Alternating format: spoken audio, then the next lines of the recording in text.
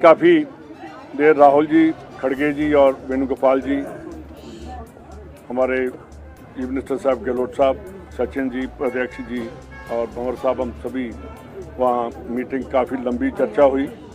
और जो हमारा वोट शेयर था वो बहुत कम है बीजेपी से, और बहुत कई कैंडिडेट्स हमारे बहुत कम वोटों पर हारे। ऐसे कैंडिडेट भी हैं जो 1500 से भी कम हैं, उनके सब के ऊपर चर्चा हुई।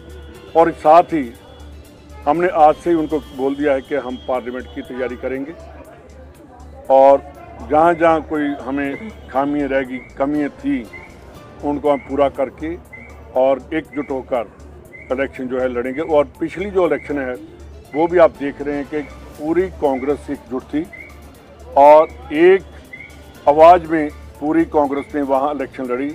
हमारा जो बूथ लेवल का या मंडल अध्यक्ष थे या दूसरे ब्लॉक प्रेसिडेंट, डिस्ट्रिक्ट प्रेसिडेंट, उन्होंने खूब काम किया कांग्रेस के वर्कर्स ने।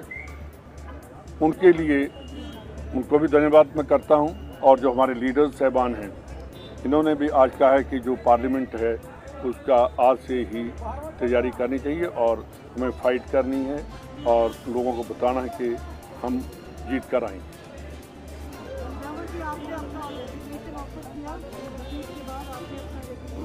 देखिए, हमने उनको कहा कि जो हैं वो कर देंगे। उन्होंने कहा कि राजस्थान में बहुत बेटर जो है परफॉर्मेंस रही है बाकी स्टेटों की, और आपने देखा है कि कभी भी बहुत देर बाद कांग्रेस इतनी सीटों पर पहुंची है और वोट शेयर हमारा डाउन नहीं आया। हमारा आधा, मेरे ख्याल 40.44% हम पहले से बढ़े हैं। तो वहाँ जो इलेक्शन थी उसके बारे में हमने बात की। और देखिए, मैं तो एक यही चाहता हूँ, मैंने पहले भी कई बार कहा था कि मैं असेंबली तक ही रहना चाहता हूँ, उसके बाद मैंने पंजाब में भी जाकर वापस काम करना है। तो जो इंचार्ज होते हैं, जो अध्यक्ष होते हैं, जो सीएम होते हैं, उनका काम है इलेक्शन लड़ना।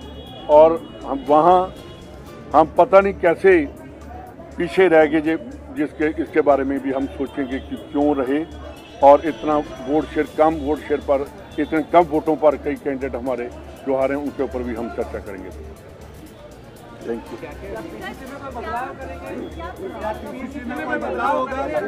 तो बदलाव तो तब होगा अगर हम गए, नीचे गए। वो देखिए, हार का कारण मैंने आपको बता दिया कि हम अकाउंटेबिलिटी फिक्स करेंगे, अभी देखेंगे कितनी। Thank you.